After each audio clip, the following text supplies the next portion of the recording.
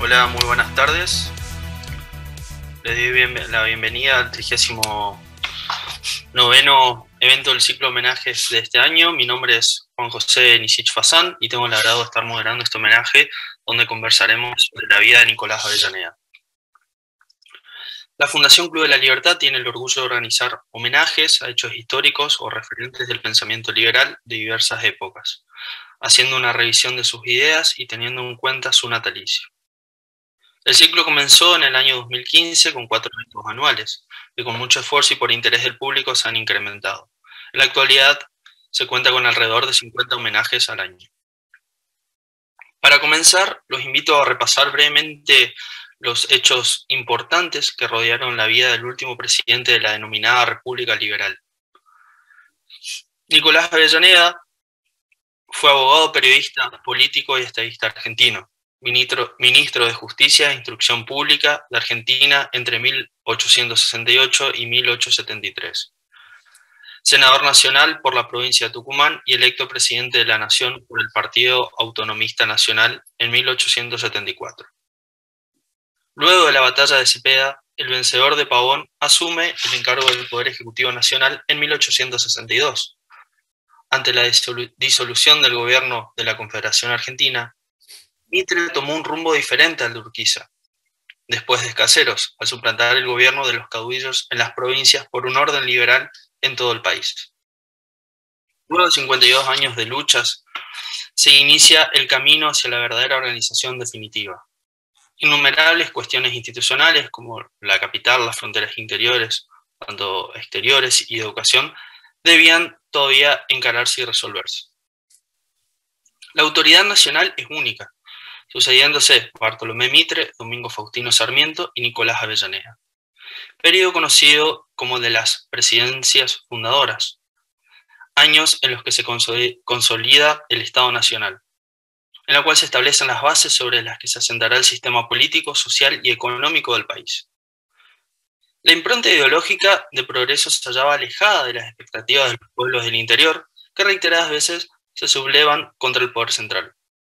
Eso posibilitará la formación de un sistema de partidos dominantes en las provincias que sometían a las orientaciones fijadas por el gobierno nacional, contribuyendo a esta cuestión la guerra con el Paraguay. Sarmiento asume la presidencia en 1868 en el marco de un escenario político muy conflictivo, de inestabilidad en las provincias, conflictos con el Brasil y culminación de la guerra de la Triple Alianza.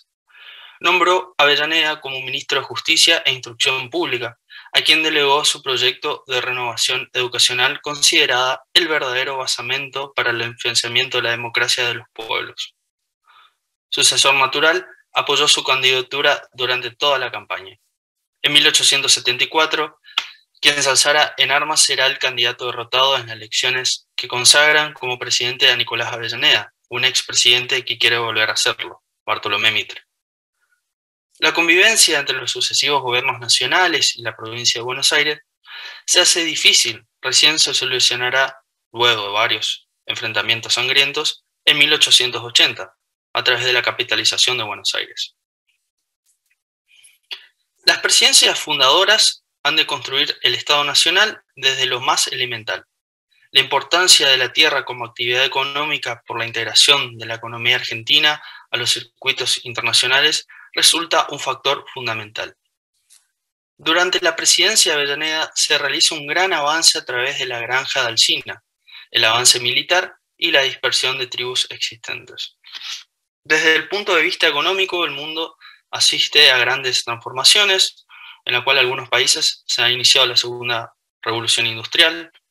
Tanto en el plano interno se aceleran los procesos económicos, favoreciendo la inmigración. La transición de una sociedad esencialmente pastoril en otra que se incorpora a la agricultura, como actividad también fundamental, es rasgo definitivo del periodo, con un incipiente desarrollo industrial limitado al rubro de la alimentación. A la par, resulta evidente, el régimen de propiedad pública de la tierra en la política migratoria. Así se va estructurando la nueva Argentina moderna en contraposición de la tradicional o la criolla. Hacia 1880 La transición estará orientada al cambio de la cultura política, al predominio del liberalismo laicista y la secularización de la vida argentina. Durante 3 décadas y media gobernará el PAN, el Partido Autonomista Nacional, cuyo fundador se reconoce en la persona de Nicolás Avellaneda, quien en el día de hoy celebramos su natalicio. Para este homenaje contamos con la participación de los siguientes disertantes: Rosendo Fraga, abogado egresado de la Universidad Católica Argentina, analista político, periodista e historiador, es miembro de la Academia Argentina de la Historia, de la Academia Nacional de Ciencias Morales y Políticas, del Consejo Argentino de las Relaciones Internacionales, del Consejo Académico de la Escuela de Defensa Nacional y del Instituto de Historia Militar Argentino, en la cual recibió el premio CONEX en Comunicación Periodismo en el año 1997 y el premio Santa Clara de Asís en el 2005. Ha publicado 38 libros sobre temas históricos, políticos, militares y regionales. Ha sido condecorado por los gobiernos de Brasil, Chile, España e Italia. Le sigue Manuel Avellaneda, ingeniero agrónomo de la UNT, expresidente de la Sociedad Rural de Tucumán y director y presidente de la Estación Agroindustrial Obispo Colombres, desde el año 2013 a mayo de 2015, presidente del PRO. Actualmente participa en política en CREO, partido provincial recientemente constituido. Lamentablemente, Ariel Guillermo Ponce, por cuestiones personales, no va a poder estar, así que en regla general, cada expositor tiene 15 minutos, pero al faltar un orador extendemos a 5 más, es decir, van a tener 20 minutos más cada orador, y mientras ellos van exponiendo sus ideas, cada participante puede dejar preguntas o inquietudes en el chat, y al finalizar las exponencias, les comento a los expositores. Rosendo, tiene usted la palabra. Bueno, buenas tardes a todos. Muchas gracias por la invitación a participar en este homenaje a Avellaneda, ¿no es cierto?, en su fecha. Bueno, ¿cuál es mi enfoque respecto a Avellaneda? A ver, ¿cómo decir algo que no haya así explicado o desarrollado? Avellaneda, si uno toma las presidencias que escuchamos, las primeras presidencias, en realidad Urquiza fue un gran conductor militar, Mitre fue teniente general, gran conductor militar, Sarmiento fue general de división, estuvo en un ejército grande, ascendió a general de división ya como expresidente, y Roca, fue teniente general y la figura militar más importante de Argentina, en mi opinión, de la segunda mitad del siglo XIX. En el medio aparece Avellaneda. Es el único de toda esta figuras importantes. Dejo la primera presidencia de Derqui al costado. No fue un líder militar, pero sí tuvo actuación en la guerra contra Rosa, ¿cierto? Bueno, es el único que aparece sin un pasado militar, entre figuras muy importantes, Roca, Mitre, el mismo Sarmiento, ¿no es cierto? Bueno, entonces yo lo que quiero marcar acá, o que quiero hacer un breve comentario, es Avellaneda, hombre de acción. Se lo analiza intelectual, político, educador, pero el Avellaneda, hombre de acción, me parece que es un punto en el cual conviene centrar una recordación de Nicolás Avellaneda, porque Avellaneda fue probado como hombre de acción, fue probado en un momento, en un hecho crucial, que fue la Revolución de 1880, donde hubo que tomar decisiones no de grandes proyectos hacia adelante, ¿no es cierto?, discursos, planes, etcétera, ideas, no, de un hombre de acción en un tema concreto. Entre una fecha muy concreta, 20 de mayo de 1880, 23 de junio de 1880, casi un mes. Son 33 días que pusieron a prueba el Avellaneda como hombre de acción, ¿no es cierto?, en ese punto. ¿Qué pasa en esos 33 días? Bueno, muy sencillo, la llamada revolución del 80. De un punto de vista, en realidad, ¿qué fue la revolución del 80? De un punto de vista político-militar? Yo diría que fue una guerra civil de baja intensidad.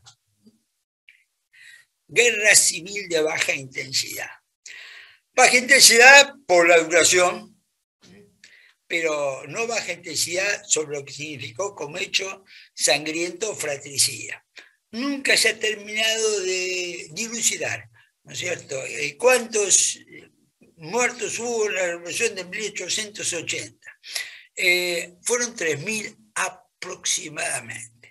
3.000 muertos, yo diría que la mayor cantidad de muertos que ha tenido la Argentina en sus conflictos internos, ¿no es cierto? 3.000 muertos.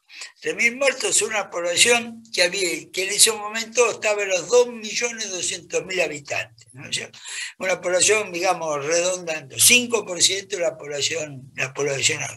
Guerra civil, ¿no es cierto?, de baja intensidad, donde Avellaneda tiene que tomar decisiones muy, muy concretas para salvar el orden constitucional, porque el tema número uno fue salvar el orden constitucional. La federalización de Buenos Aires es un tema después. Y opinión, frente a la capitalización de Buenos Aires, salvar el orden institucional fue la prioridad. Y Avellaneda lo entendió exactamente así. Salvar el orden institucional quería salvar la unidad, ¿no es cierto?, del país. En última instancia, un cuarto de siglo antes, Buenos Aires había sido otro país, el Estado de Buenos Aires, con otra constitución, ¿no es cierto?, 2 banderas también, 2 cuerpos diplomáticos, eso pasó un cuarto, y ese tema nunca había quedado resuelto, como lo termina de confirmar la revolución del 80. El 20 de mayo, ¿qué hace Avellaneda? El 20 de mayo fue el centenario de Rivadavia, el centenario del nacimiento de Rivadavia. Y entonces Avellaneda hace un homenaje militar, una parada, como decían, desfile militar, de homenaje a Rivadavia. El 25 de mayo, de estos 33 días, ya vamos por el día 5 de los 33, Avellaneda hace un nuevo desfile militar con motivo de la fecha patria, 25 de mayo. ¿Qué considera el gobernador de Buenos Aires, Carlos Tejedor? Que eso es un desafío y una agresión hacia la provincia de Buenos Aires. Bueno, brevemente contexto. Sí, se vivía, cuando se inicia la escalada del conflicto en la faz militar, 20 de mayo del 80, ya que era, es atrás, o la causa, el conflicto político, ¿no es cierto?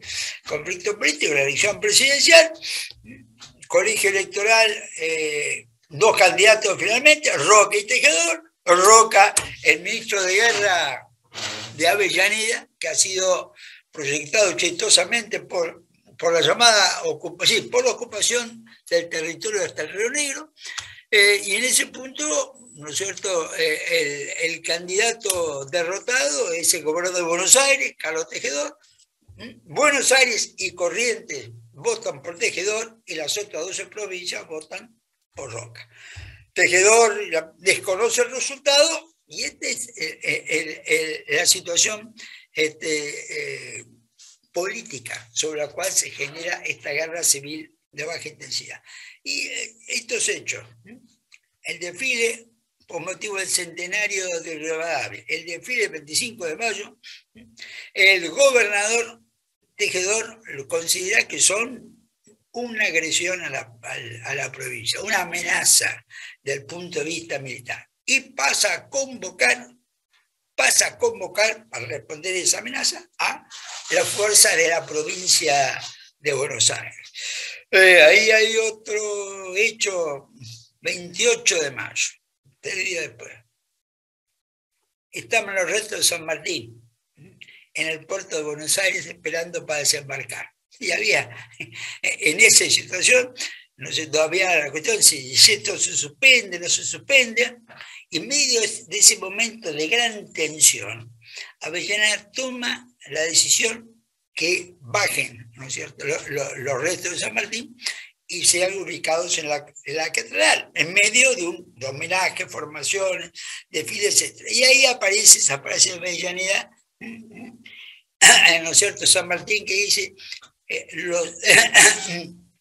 los pueblos que se asientan en tumbas gloriosas son los que mejor preparan el porvenir, ¿no es cierto?, dando un marco de futuro a la presencia de San Martín. La realidad es que las llegadas en esa crisis política que ya estaba lanzado el conflicto militar, aunque no materializado, bueno, fue un gesto político muy importante el de Avellaneda. Y ese 28 de mayo, desfile Rivadavia al 20, 25 de mayo, nuevo desfile después, y fue, digamos, fue un cese de hostilidades transitorio que se logró. Pero, sí, hay que, el 1 de junio a la noche, vamos, 20 más, el gobernador Tejedor, cuya sede era ahí enfrente de la Casa de Gobierno, ¿no es cierto?, el presidente era un huésped en la provincia de Buenos Aires, y bueno, da la orden, esta noche hay que detenerlo a Avellaneda. Estaba ahí enfrente. Tejedor manda a sus mejores tropas a órdenes corelarias que vayan a recibir en el puerto de La Boca 70.000 fusiles que había comprado en Alemania. Y Arias se va a cumplir esa misión en la idea de que Avellaneda va a ser detenido en paralelo a esto por orden, ¿no es cierto?, de Tejedor. Y acá donde uno ve la magnitud y la gravedad de la crisis y lo que hubiera sido detener al presidente de la nación en la acción. Bueno, en ese tipo de situación, ¿no es cierto?, Tejedor vacila. Y ahí cuando Avellaneda se entera, toma dimensión del riesgo de la crisis que se está desarrollando. Y toma una decisión crucial, una decisión que implicaba riesgos muy importantes: trasladar el gobierno nacional a Belgrano. Todavía no estaba diseñado el mapa, ¿no es cierto?, de la ciudad de Buenos Aires en cuanto a capital, a Belgrano. Trasladar el gobierno nacional a Belgrano. Ahora, el presidente se queda. El presidente no acompaña al presidente a Belgrano, se queda en la ciudad. El Congreso se divide. Una parte va a Belgrano y otra se queda. Y con la Suprema Corte pasó rotando. Es decir, el país se divide, ¿no es cierto?, institucionalmente, lo que queda claro sí, en esa cuestión. Bueno, y ahí empieza, ¿no es cierto?, en esa situación empieza el gobierno nacional, reúne sus fuerzas próximas a Belgrano, una parte en Chacarita, y Tejedor da la orden militar de movilización de toda la provincia de Buenos Aires. Hagámoslo en máximo, Buenos Aires llega a movilizar 20.000 hombres armados, una cifra para la época, uno tiene que proyectar sobre la población del momento, ¿no es cierto?, el 5%, una muy fuerte, fuerzas locales, guardias nacionales, casi no tiene fuerza de línea, las fuerzas federales, del gobierno nacional, el ejército de línea, pero bueno, son derrotados en el interior de la provincia. Entonces, Buenos Aires, ¿no es cierto?, alineado Corrientes, firma una alianza con Buenos Aires, pero no llega a participar como tal en el desarrollo del conflicto militar. Las fuerzas nacionales tienen como eje, ¿no es cierto?, los regimientos de línea, como se llaman, que vienen todos, son convocados hacia Buenos Aires para participar en el combate, que se reúnen en gran medida en Chacarita, en Belgrano, ¿no es cierto? Y van movilizando también las guardias nacionales, las reservas de las 12 provincias que van a quedar alineadas con el gobierno nacional. Los combates empiezan el 12 de junio. 20 de mayo se inicia la crisis, los combates empiezan el 12 de junio. El 13 de junio, el colegio electoral oficializa, elige la candidatura de Roca, formaliza la elección de Roca. Y esto juega un papel muy importante, como hecho político, pero como hecho de decisión. Hay gente que le decía a Avellaneda, no hagamos eso, porque si hacemos eso cerramos la puerta a la negociación. Es decir, el presidente, la clave del conflicto, el presidente que se ha elegido, si nosotros formalizamos la elección, cerramos la puerta a un eventual acuerdo, no. Y ahí la decisión de Avellaneda es clara: formalizar la elección es una forma de definir el conflicto, ¿no es cierto? Y ponerle los límites de qué es lo que no voy a negociar, ¿no es cierto? En esta crisis, el hombre clave de Avellaneda es su ministro de guerra, Carlos Peregrini. Es el hombre clave en el manejo de la crisis, el hombre que militarmente se va moviendo sobre el terreno, manejando la situación, y Roca se queda en el interior, no pretende un protagonismo que termine debilitando el papel del presidente, se queda en el interior, movilizando a los gobernadores para que manden los contingentes de Guardia Nacional ¿no es cierto?, hacia Buenos Aires, y a su vez en contacto directo también con Peregrini en este punto. Bueno, los combates se van desarrollando en las afueras de la ciudad de Buenos Aires. Termina concentrando Tejedor todas sus fuerzas en la ciudad de Buenos Aires, atrincherándolas, toda la ciudad la trinchera, y los grandes combates se producen en los puentes de Riachuelo, Puente Barracas, Puente Avellaneda, que las fuerzas nacionales terminan derrotando a las fuerzas provinciales, ¿no es cierto? Tejedor ve que la situación militar es desfavorable, las fuerzas de Avellaneda han entrado en la ciudad, han cavado trincheras después de los puentes y se preparan para el asalto a la ciudad. Los cálculos que hay en ese momento es que esto va a destruir Buenos Aires. Ese combate en la calle de Buenos Aires, en ese momento Tejedor tenía 15.000 hombres atrinchados en Buenos Aires. El gobierno nacional en realidad tenía 20.000 en ese momento para el ataque en ese lugar. Era mejor calidad de tropa, porque, bueno, pero ese es el punto. Eso, como Tejedor toma conciencia de que eso para la provincia de Buenos Aires, para la ciudad de Buenos Aires, para la provincia, ya el interior lo había tomado, va a ser un desastre en cuanto a destrucción, muertos, etcétera, etcétera. Y lo que percibe es que del lado de Avellaneda hay decisión.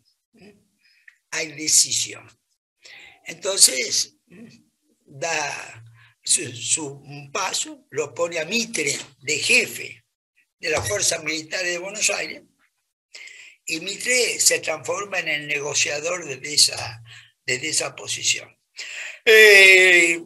Avellaneda ya ha abierto la negociación, pero con límites muy claros en cuanto a la negociación. ¿Qué es el punto innegociable? Que Tejedor se vaya y entregue la provincia a un interventor que designa el gobierno nacional, que define el ejecutivo, de acuerdo a la facultad constitucional avalado o aprobado por el Congreso, ¿no es cierto? Y bueno, Tejedor termina, por consejo de Mitre, termina cediendo, renunciando. Se acuerda de la amnistía para los que habían participado en el conflicto. Es decir, el 23 de junio, todo esto empieza el 20 de mayo.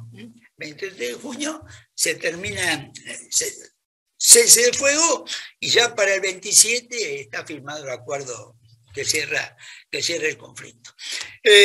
Bueno, después viene nuestro tema, un proceso político institucional que entra muy claramente en el Avellaneda, para mí, en la Avellaneda estadista, en la Avellaneda hombre de reflexión, hombre de pensamiento, que se ha caracterizado. Pero ubiqué mi comentario en este punto, ese periodo de poco de eso, un mes y 3 días, de 20 de mayo del 80 al 23 de mayo del 80, es el momento que en la vida de Avellaneda se prueba el Avellaneda hombre de acción. Y el Avellaneda hombre de acción, ¿no es cierto?, muestra un hombre sereno, decidido, sin temer el uso de la fuerza, sin temer asumir que se van a producir hechos sangrientos con muerte, pero que no hay otra salida, y un manejo de la crisis donde él siempre tiene muy claro los límites de la negociación política a la cual se podía acceder. Porque lo que estaba en juego, sí, no solamente la estabilidad constitucional, una victoria de Buenos Aires, en este caso, podía haber llevado a una situación con la que veo cuarto del siglo antes, una división entre Buenos Aires y el interior, la existencia incluso de dos estados en ese punto. Entonces, cierro mi comentario. Avellaneda no es recordado, diría valorizado como hombre de acción. Pero el momento que a él le tocó ser un hombre de acción, demostró ser un hombre con gran determinación, ¿no es cierto? Con gran determinación, con gran serenidad, y no tuvo ninguna duda, al momento que el orden constitucional y la unidad nacional se tenían que librar en el campo de batalla. Muchas gracias. Muchas gracias, Rosendo. Perfecto el tiempo, justito. Manuel, adelante, usted la palabra. Muchas gracias. En primer lugar, quiero agradecer la invitación del Club de Federalismo y la invitación en especial al señor Alberto Medina Méndez y a todos los miembros del club y a todos los avellanedas que participan en esta charla. Como ustedes han visto, yo soy ingeniero agrónomo, sin embargo mi padre era abogado, político, historiador y por supuesto muy cercano a Nicolás Avellaneda. Nosotros descendemos de un hermano, Nicolás, pero es una figura central en nuestra familia. Bueno, yo lo que me parece que lo que quiero transmitir, alguna idea de él, que para entrar en tema, él era un gran admirador de lo que fue la organización nacional. Difícil, después de una batalla como la de Caseros, pero siempre recordaba que esa batalla tuvo posteriormente como lema el ni vencedor ni vencido, que eso fue el éxito que pudo tomar los que organizaron el país, porque en realidad no tuvieron grandes diferencias entre ellos. Hay que recordar también que la Argentina salía de un sistema monárquico e ingresaba a un sistema democrático a través de la Constitución que no fue instalada por Alberdi, ¿no? Es decir, las instituciones de la monarquía, del virreinato, tenían que desaparecer, y por eso el desafío de generar un nuevo orden en el país era muy grande. Voy a leer porque, como les digo, no soy muy... Entre las grandes coincidencias de los presidentes sucesivos se destacan la necesidad de poblar el país, organizar su justicia, planificar su educación pública, fomentar su producción y riqueza, urbanizar sus ciudades, garantizar la vida y seguridad de sus habitantes, dictar las leyes y códigos de fondo, asegurar las fronteras, tomar posesión del desierto, promover la instalación de colonias agrícolas, apuntalar la ganadería, tanto vacuna como bovina, y también la distribución de la tierra, algo que Avellaneda empezó a trabajar desde el principio de su carrera política. Hay que tener en cuenta que Avellaneda llegó a Buenos Aires en el año 59, tenía 22 años, se recibió de abogado, empezó a trabajar empezó también a ser periodista, luego fue legislador por la provincia de Buenos Aires, ministro de Alsina, ministro de Sarmiento y posteriormente presidente. Es decir, que él abarcó su carrera todo el periodo de la organización nacional. Una organización nacional que a Mitre se le da entidad como el pacificador, porque la verdad que la presidencia de Mitre, siendo de Buenos Aires y estando todavía el país dividido, porque no tenía una capital, fue importante. Sarmiento como educador, y la idea de mi padre es que Avellaneda fue el integrador. ¿Por qué el integrador? Porque justamente tiene el mérito de,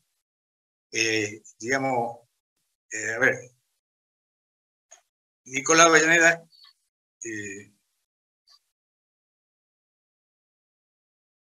es el que defiende con más tesón los reclamos de Chile sobre la Patagonia. A raíz de los conflictos que hubo en su momento en el sur, con dos barcos extranjeros, uno francés y el segundo el Lamoncir, que estaban trabajando en el sur y son interceptados por la cañonera chilena Magallanes. Se plantea el conflicto donde Chile reclamaba parte de la Patagonia. Y fue la actitud de Avellaneda, ¿no es cierto?, que ordena la inmediata ocupación de la zona.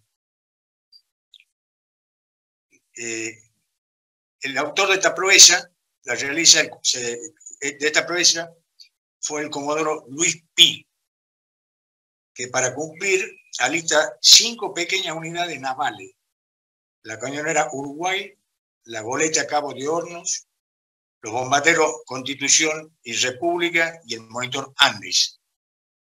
Tal era la escuadra que tenía que luchar hasta la última consecuencia con la chilena, muchísimo más poderosa que la nuestra. La única fuerza de desembarco apenas llegaba a los 100 hombres. El choque parecía inevitable, pero la voluntad de hierro del presidente de los argentinos no vaciló, y ello determinó el desistimiento chileno. Sin disparar un solo tiro, se defendió exitosamente la soberanía nacional.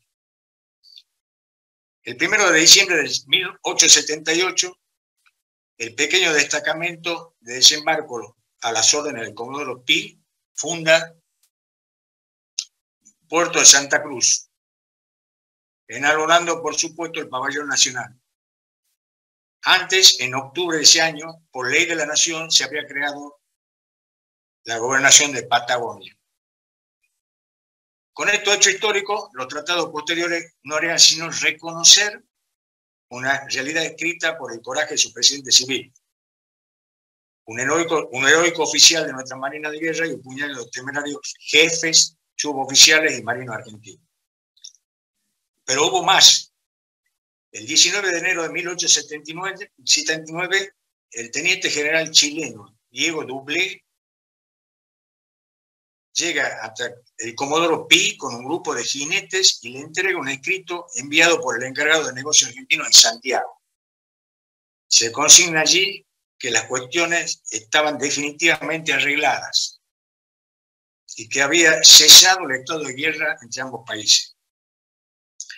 Esto desde ya es un hecho que poco se valora en el trabajo que hizo Avellaneda. Pero Avellaneda no solamente se conforma con lo que hizo la Patagonia, también lo que estaba pasando en el norte, donde después de la guerra de la Triple Alianza habían territorios que estaban en litigio, en Chaco, en Formosa, sobre todo, y ahí también impone sus políticas y a través de acuerdos soluciona los problemas limítrofes en el norte. Bueno, esto en definitiva, quizá Rosendo se puede explayar un poco más, en definitiva, es lo que se rescata de Avellaneda, que a veces es presentado como timorato o como indeciso, pero como dice Rosendo, en los momentos difíciles fue duro y tenaz. Hay que reconocerle también a Avellaneda, esto que decía al principio, que creo que el gran éxito de Avellaneda, que fue siempre negociador. A pesar de la sublevación de Mitre, del cual era amigo, bastante menor que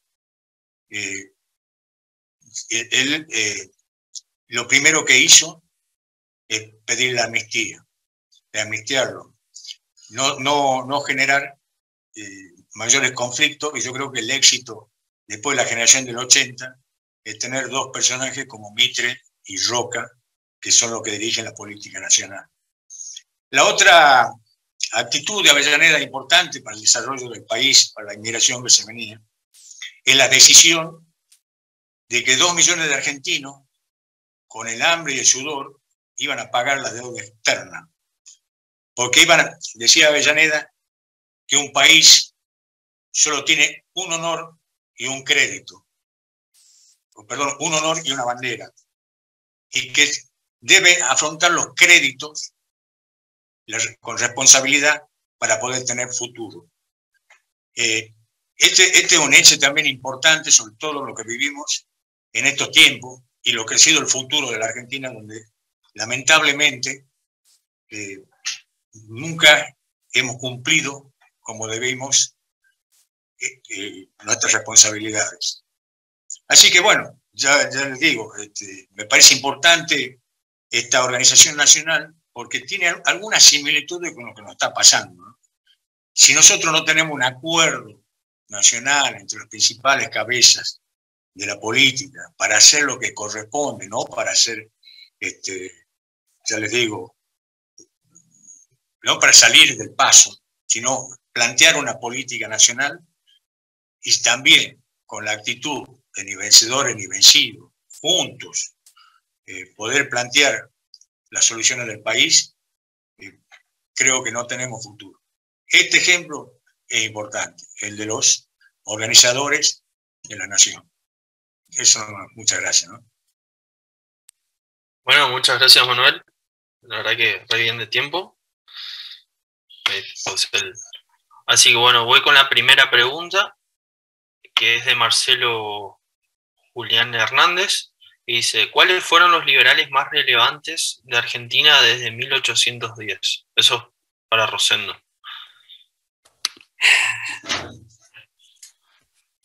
Mirá, yo creo que hay que separar los hombres de acción de los ideólogos.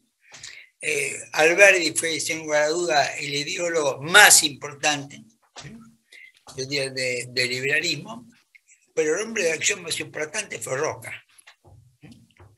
En el medio vos tenés Sarmiento y Avellaneda. Sarmiento y Avellaneda. Un Sarmiento, ¿no es cierto?, que sabemos lo que aportó, y bueno, y Nicolás Avellaneda, como acaba de plantear Manuel, ¿no es cierto?, que lo llama el integrador de esto.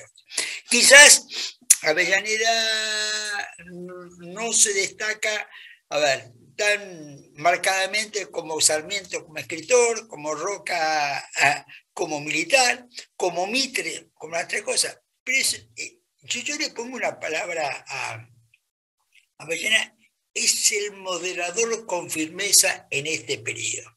Es el hombre de Estado, del equilibrio en este sentido. Eso yo, ¿por qué? Hay que ponerlo en valor, porque Avellaneda sobre todo se lo vincula, yo creo, el papel de Avellaneda en la educación, en general, en la opinión general, está subestimado. Es decir, todos hablan de Sarmiento educador, que lo fue, pero cuando Sarmiento fue presidente, su ministro de Educación fue Avellaneda, y lo fue todo el periodo presidencial y después el presidente. Es decir, en realidad Avellaneda es, no voy a decir el primero, creo que fue el único, sí, fue el único presidente que del Ministerio de Educación llegó a la presidencia. Y además, y otro, es decir, cuando renuncia a la presidencia, Roca, que asume, toma una decisión política que claramente muestra la prioridad por la educación. Para la educación primaria, crea el Consejo Nacional de Educación para manejar la educación primaria y lo pone al expresidente Sarmiento. Y para la Universidad de Buenos Aires lo convoca la expresidenta Avellaneda. Por supuesto, ni Sarmiento ni Avellaneda se consideraron subestimados después de haber sido presidente por asumir cargos de trabajo muy concretos. Y este tema, llegando Roca y nombrando a los dos expresidentes, Sarmiento y Avellaneda, expresidentes y educadores los dos, al frente de dos áreas clave de educación, confirma, yo diría, en toda esa generación, ¿no es cierto?, la contribución. Un ídolo como Alberdi, por ejemplo, Alberdi, un hombre muy inteligente, pero no tuvo, ¿no es cierto?, ese momento de decisión que tuvo Avellaneda. Muchas gracias, Rosendo. La próxima puede ser para ambos, que dice: ¿por qué parece subvalorada la gestión del gran presidente Nicolás Avellaneda, hombre de honor, frente a sus contemporáneos? Yo te doy mi opinión, ¿no es cierto? Porque, es decir, Avellaneda, frente el ideológico, frente al Alberdi, parece haber aportado menos. Avellaneda, frente a los hombres de acción como Roca, como Sarmiento, que también lo fue, parece haber aportado menos. Es decir, sin embargo, toma la palabra de Manuel, el integrador. Hay un valor que yo creo que es muy importante en la política y que tiene que ver con el liberalismo, que es la moderación, ¿no es cierto? Y Avellaneda, ante todo, fue un moderado. Donde yo, a lo que dijo Manuel, le agregaría un dato, ¿no es cierto? Pese a su pasado personal y al de su padre, fue un hombre que nunca se dejó llevar por el resentimiento, ¿no es cierto?, en ese punto. Es decir, como decía Avellaneda, dimensionador de vencido, pese a esa situación tan trágica, que, ¿no es cierto?, de Avellaneda, su padre, bueno, nunca se dejó llevar por el resentimiento. Y esa es una virtud. Pero eso muestra moderación. Muchas veces la moderación no llama tanta la atención. Gracias, Rosendo. Manuel. Mirá, hay un hecho de esto que estamos hablando sobre lo que nos está pasando actualmente en Argentina. Esa revolución de ni vencedor ni vencido permitió que Alem, hijo de un mazorquero que asesinaron, y yo creo que no sin motivo, y Avellaneda, degollado por las tropas de Roca, pudiesen hacer política juntos. Ese fue el valor de donde dos personas, quizá con los mismos ideales, se pudieran juntar. Y Avellaneda, digamos, incluso al amnistiarlo a Mitre, lo mismo.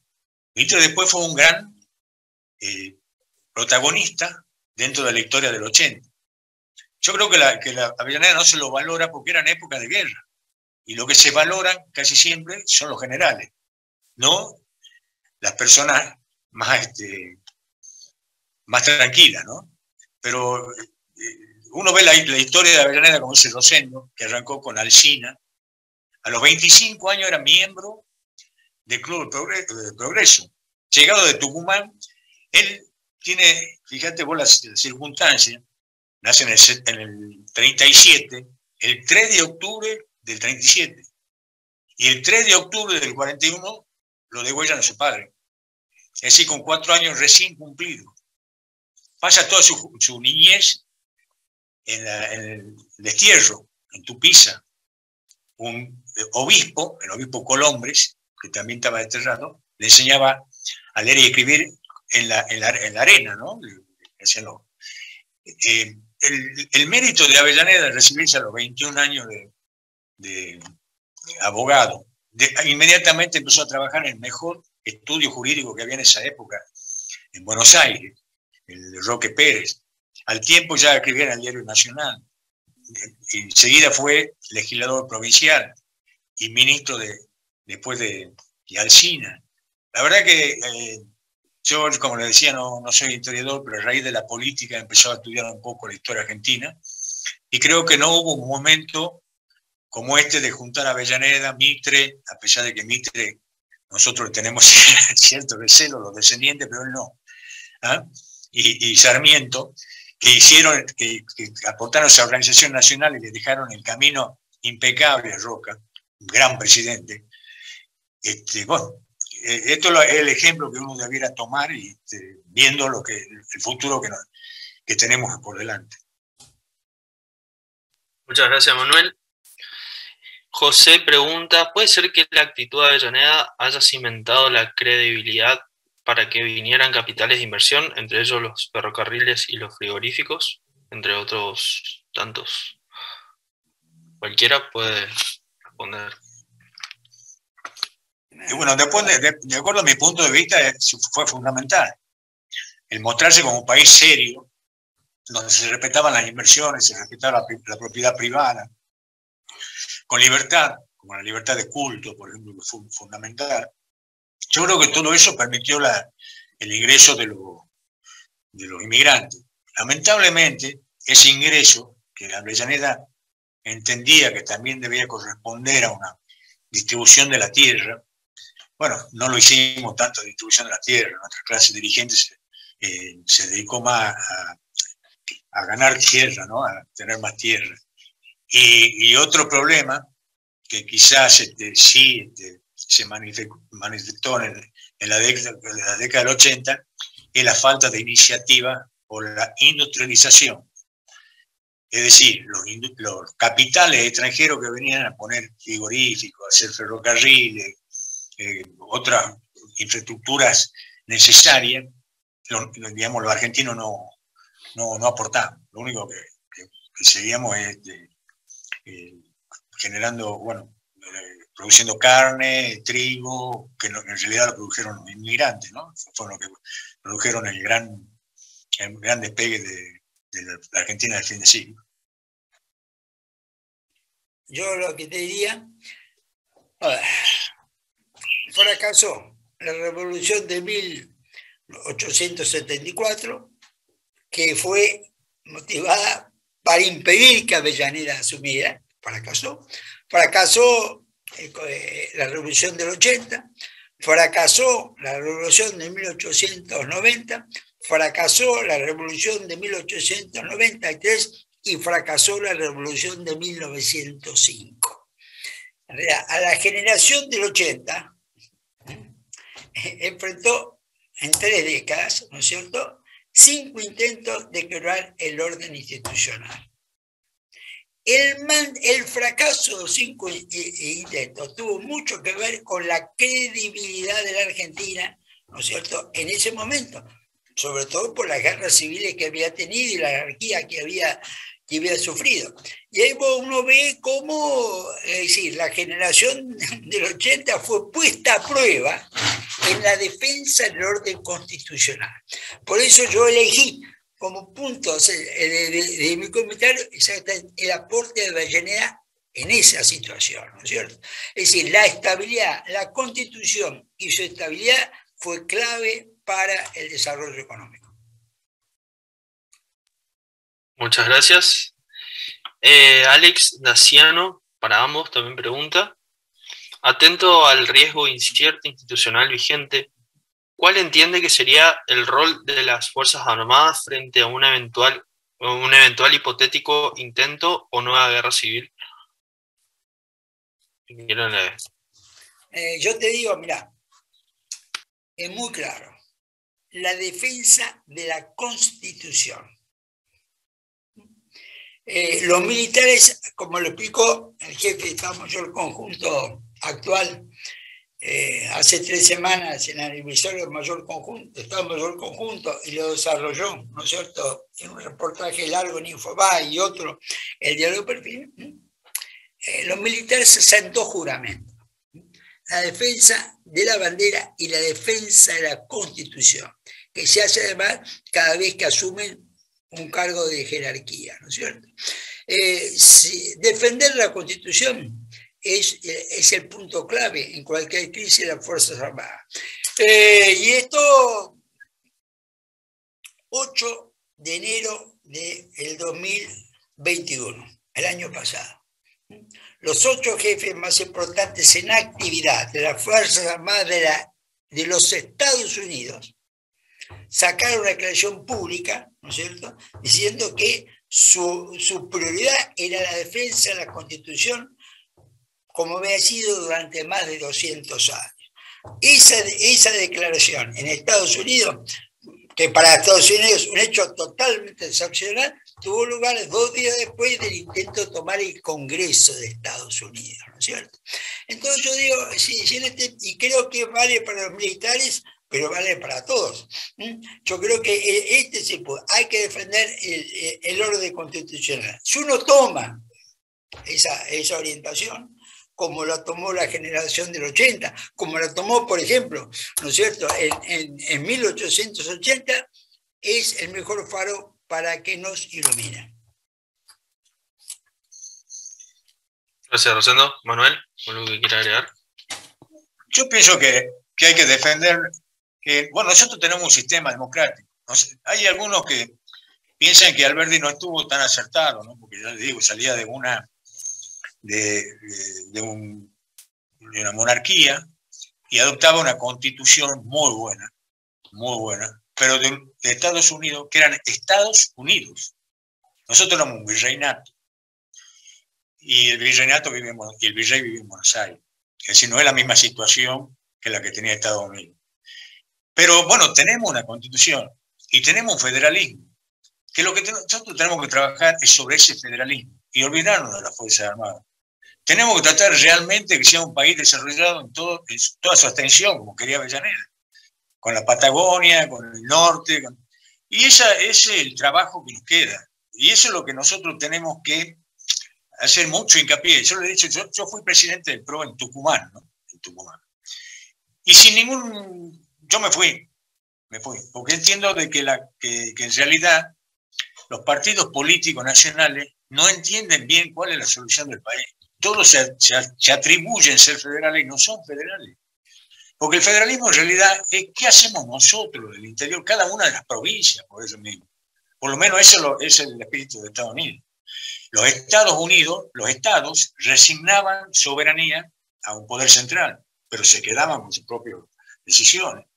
Nosotros estamos muy manejados, muy, digamos, gobernados por un poder central, donde los partidos, por eso ahora tengo un partido provincial, porque me entusiasma que los jóvenes se hayan dado cuenta de esto. Los partidos nacionales deben responder a la nación, y muchas veces los intereses de la provincia quedan resignados por algún interés superior, como pasó con el 125.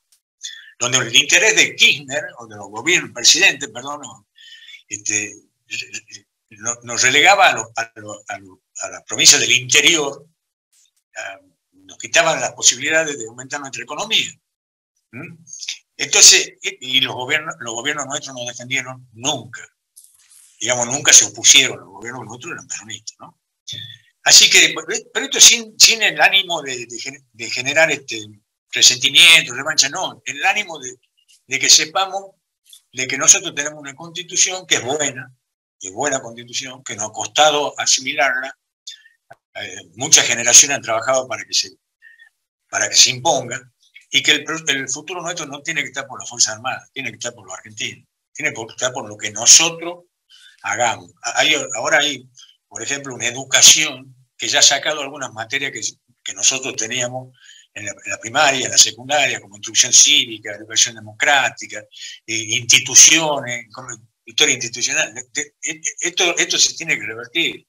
Hay que generar la cultura para que sepamos, o que la gente sepa, porque uno más o menos trata de cultivarse, la gente sepa de qué se trata esto, de qué se trata la democracia en la República Argentina. Muchas gracias, Manuel. La última dice, ¿por qué esa distancia intelectual entre nuestros actuales dirigentes y la generación de los 80? Cualquiera. Creo que Mira, yo te doy mi impresión. Yo creo que no hay distancia intelectual. Lo que hay es distancia en la capacidad de acción. A la Argentina no le falta hombres inteligentes. Lo que le falta son hombres de acción eficaces. Los liberales de esa generación eran como hombres de acción y hombres de pensamiento. Y ahora hay hombres de pensamiento, pero no hay, me parece, hombres de acción eficaces. ¿No es cierto? A mí, como hago mi autocrítica, es decir, a mí algunas personas me llaman, pero usted que ve las cosas claras, ¿por qué no va y se los dice?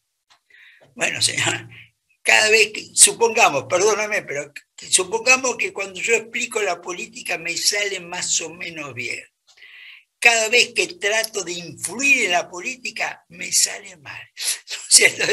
Eso, una cosa. Entonces yo creo que acá lo que tenemos que analizar, sobre todo las generaciones más jóvenes que la mía, que ya está, es la acción. ¿Cómo logramos bajar esas ideas del liberalismo a la acción concreta? Mira, la mirada mía con respecto a la política es que nosotros en Tucumán no tuvimos generación del 80, la generación del centenario de la República. Tenía grandes personajes como Alfredo Guzmán, Fia Silva, Nogué, Miguel Lillo. Hicieron universidad, estación experimental, bancos provincia, urbanísticamente hicieron maravilla. El campo, teníamos más riego en esa época que ahora. Y después, y ahora, Tucumán ha entrado en una franca decadencia permanente. Y yo lo que le digo una cosa, esa generación era la generación que también era productora, ingeniero azucarero, citrícola, comercial, industrial. Tucumán hoy tiene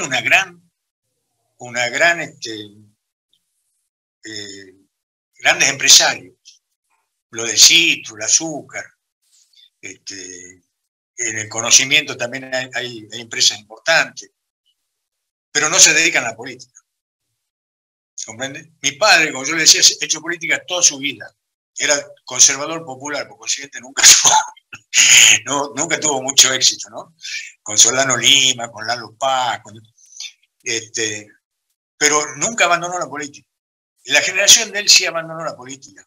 Todos empezaron con estudiantes, estudiaban en Buenos Aires, y dejaron la política. ¿Por qué? Bueno, le atribuyen mucho la culpa a Perón, pero ese tema de echarle la culpa a Perón a mí realmente me da mucho fastidio, porque Perón, digamos, su protagonismo terminó en el año 55 prácticamente. Y lo que hicieron adelante es dejar la política en manos o de los militares, cuando lo llamaban los militares, o de unos pocos grupos que cada tanto podían actuar porque se interponían entre esos procesos. Es decir que, por eso le vuelvo a insistir, yo creo que el país tiene que salir adelante si todos nos empezamos a preocupar por los problemas de la política, los problemas de educación, porque acá el gran problema del futuro es la grieta. Pero la grieta no es kirchnerismo antes kirchnerismo, ¿eh? La grieta es cultural, es económica, es social. Esa es la grieta que tenemos que solucionar. No sé quién lo va a poder hacer, yo no creo. Pero si nosotros no arreglamos esa grieta, el país no tiene futuro. Como le digo, un país dividido, como podría haber sido el posterior a Casero, no tenía futuro. El único futuro es que nos juntemos lo que realmente queremos, un país mejor. Muchas gracias, no. Manuel. Sí, Rosendo, adelante. No, Juan, si me disculpas, acá está participando en nuestra reunión un político importante en actividad, el diputado nacional Alberto Acep, presidente de la Comisión de Defensa Nacional de la Cámara de Diputados, quien además nos hizo llegar a todos, ¿no es cierto?, vía,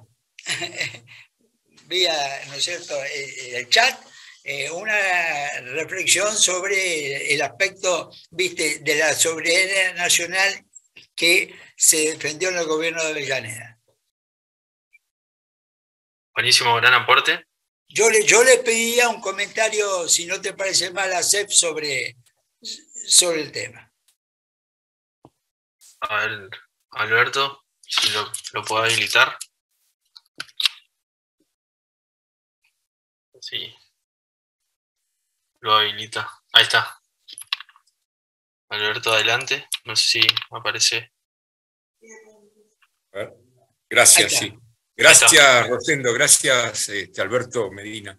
Gracias a todos. No, yo hice una pregunta a Rosendo y después se la reiteré recién a Alberto Medina Méndez, respecto de un tema que sé que tuvo intervención directa el presidente Avellaneda cuando vino, no sé si el canciller, creo que era el canciller de Chile, que vino a Buenos Aires, evidentemente a pedir, a implorar, si se quiere, la prescindencia de la Argentina en la Guerra del Pacífico, que la Argentina no interviniera. Y Avellaneda le dijo, quédese tranquilo, señor canciller, dígale a su gobierno que la Argentina hará honor a su tradición y no va a aprovechar una situación como esta para intervenir. Así que nosotros mantendremos nuestra neutralidad. Evidentemente eso tenía vinculación, obviamente, con la campaña que estaba realizando o iba a realizar el general Roca, entonces ministro de Guerra, en la Patagonia, para recuperar efectivamente nuestro territorio austral. Pero no sé, le pregunto a Rosendo, le pregunto también a Avellaneda, qué opinan de esta actitud de Avellaneda. Por supuesto, nadie puede discutir la nobleza de Avellaneda, y la actitud a lo mejor fue la más prudente, pero me gustaría un análisis en ese sentido, ¿no? Y después, obviamente, que quiero felicitar a los dos y a todos por esta jornada para rescatar la figura de una personalidad histórica fundamental. Nada más que pensar en la ley, además de lo que dijo Rosendo y lo que dijo Avellaneda, pensar en la ley de colonización, nomás, con todo lo que significó para transformar la Argentina, pensar en esa actitud de mantener el crédito de nuestro país, la confiabilidad de nuestro país, algo fundamental. Hoy lo vemos con claridad, todo lo que nos cuesta y nos va a costar recuperar ese crédito que no es el crédito monetario, sino el crédito de la confiabilidad, el prestigio de nuestro país, por haberlo perdido y lapidado de la manera que lo dilapidamos. Y otra cosa que obviamente quería decir, esto ya como un apunte y con todo respeto, Perón cayó en el 55, pero su influencia política, para bien o para mal, fue muy grande hasta el 74 y en realidad hasta después de muerto. Por lo tanto, no es que hay un corte en el 55 y Perón deja de influir en la política argentina. Influyó decisivamente.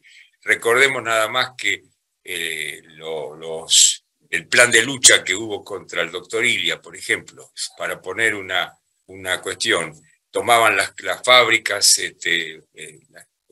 prácticamente paralizaban el país, no hicieron huelgas generales como lo hicieron Alfonsín, pero sí fue terrible la situación, cómo influyó el gremialismo peronista para desestabilizar y para cercenar las posibilidades de estabilizar la economía, de tener paz social, tener un camino de prosperidad. Yo creo eso, nada más. Bueno, pero no quiero adentrarme más en esto. Me centro en la pregunta para los dos sobre Avellaneda y la Guerra del Pacífico. Es un tema que a mí me interesa mucho y lo he estudiado bastante. El partido pro guerra era muy fuerte en Argentina. El partido pro guerra, es decir, en ese momento todavía el PBI chileno era más grande que el argentino y la población no muy diferente.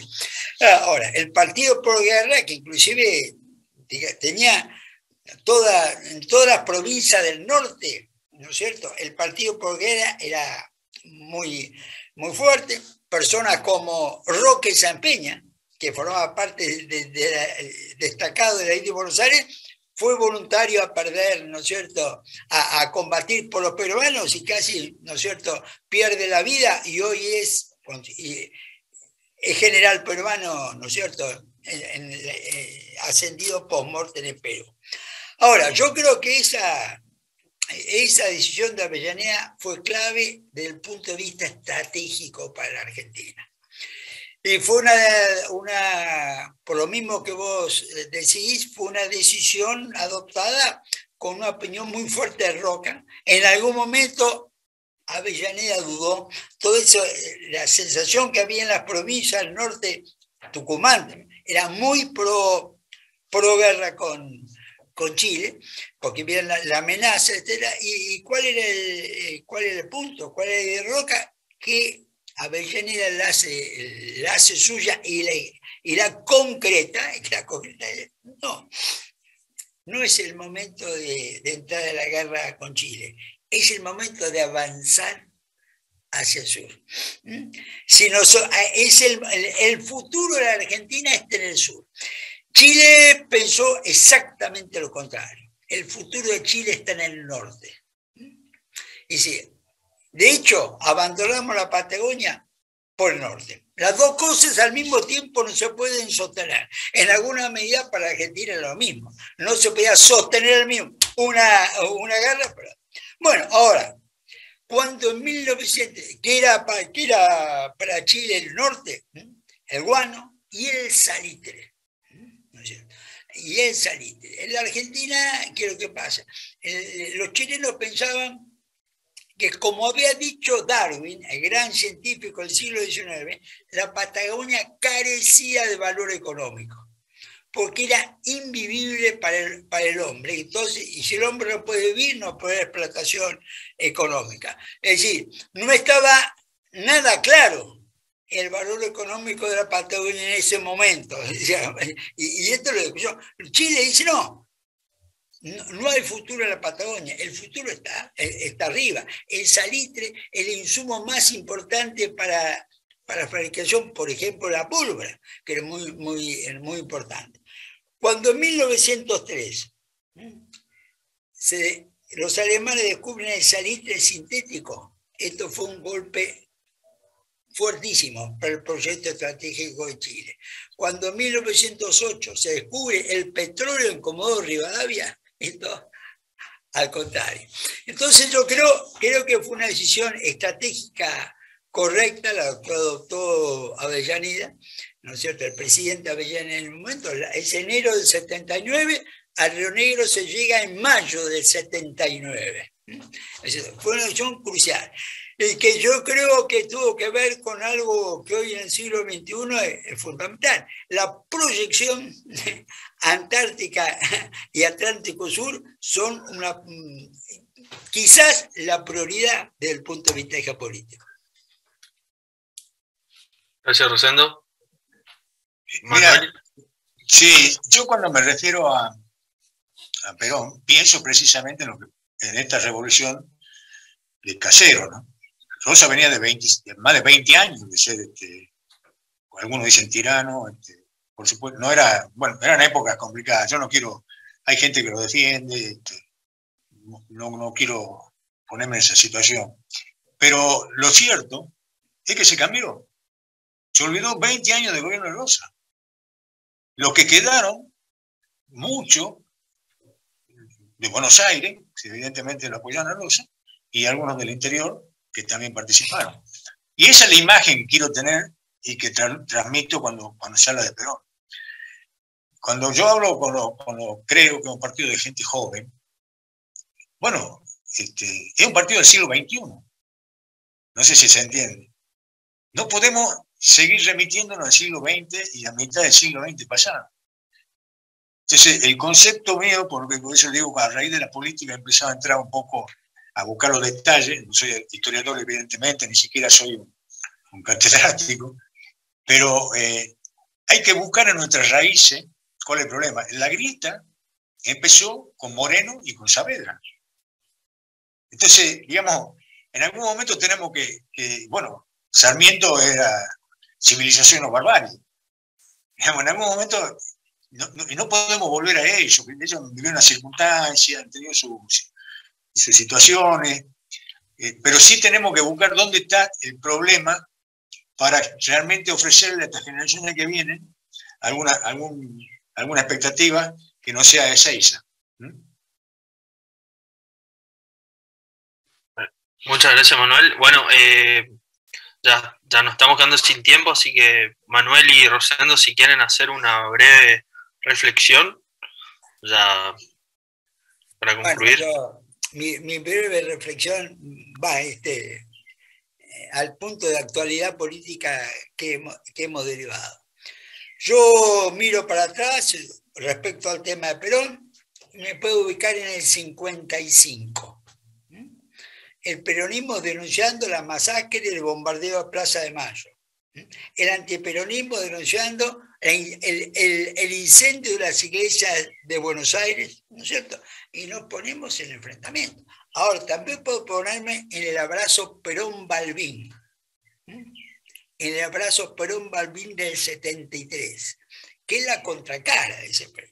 Bueno, en el discurso de Balbín, el gran opositor de Perón, el 1 de julio, en el entierro de Perón, yo, pensando en el futuro, me pongo en esta etapa de la relación peronismo-antiperonismo, la etapa de Perón y Balbín, los mismos protagonistas de la confrontación, décadas después, reconociendo la necesidad de la unidad nacional.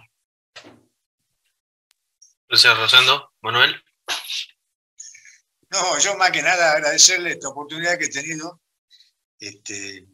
No estoy habituado a esto, es más, espero que mis parientes, los Avellaneda, que hay muchos que realmente saben y son estudiosos de estos temas, me perdonen si en algún momento no he estado a la altura, pero bueno, agradecerle muchísimo. Yo ya les digo, por esta ansiedad de participar de la política y participar del pasado, a ver qué se puede aprender para cambiar la situación de la Argentina, bueno, me he animado a estar acá. Así que muchas gracias, como le digo de nuevo, a la Fundación, ¿no? Al club, perdón. Muchas gracias. Bueno, ahora que hemos concluido tanto las ponencias, nuestros oradores invitados y cerrado ya el conversatorio, la Fundación reconoce y agradece el esfuerzo, tiempo, participación a Rosendo y a Manuel Y por último, también queremos extender el agradecimiento a Cátedra Alberdi y Fundación Cívico Republicanos, que han estado colaborando con nosotros. Así que bueno, damos por finalizado un nuevo evento y los invitamos al próximo homenaje, donde se conversará sobre el abogado y político argentino liberal, embajador en Francia, diputado y expresidente de la Nación Argentina, Marcelo Torcuato de Alvear, el próximo sábado, es decir, el 8 de octubre, por esta misma plataforma a las 18 horas Argentina. Así que muchas gracias a todos y muy buenas tardes. Muchas gracias. Gracias, hasta luego. Muchas gracias.